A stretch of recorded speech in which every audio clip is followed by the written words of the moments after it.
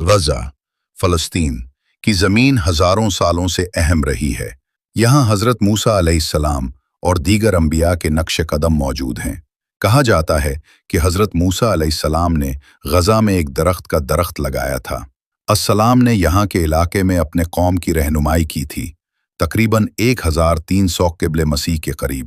حضرت یوسف علیہ السلام کی زمانے میں بھی یہ زمین اہم تھی، تقریباً 1200 قبل مسیح، کیونکہ یہاں سے مشرق اور مغرب کے تجارتی راستے گزرتے تھے۔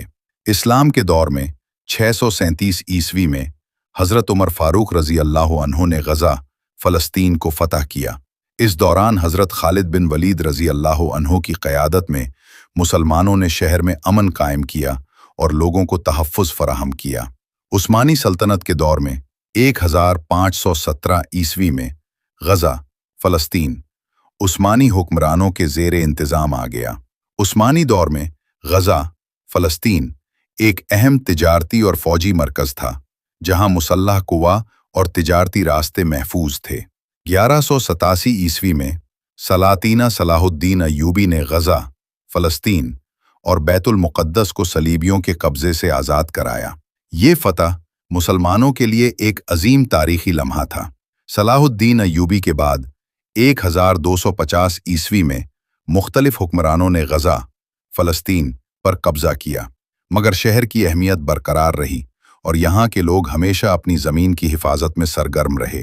دوسری جنگ عظیم کے دوران 1930 سے 1940 کے عشرے میں ہٹلر نے یورپ میں یہودیوں کو قتل کیا اور بعض یہودی غزہ فلسطین کی طرف ہجرت کرنے پر مجبور ہوئے۔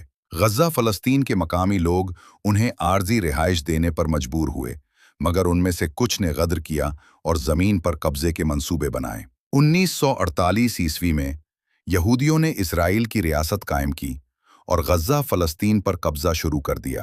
اس کے بعد سے لے کر آج تک غزہ فلسطین مسلسل جدوجہد، محاصروں اور جنگوں کا مرکز رہا ہے، لیکن آخرکار اللہ تعالیٰ کی نصرت سے بیت المقدس دوبارہ مسلمانوں کے ہاتھ میں آئے گا۔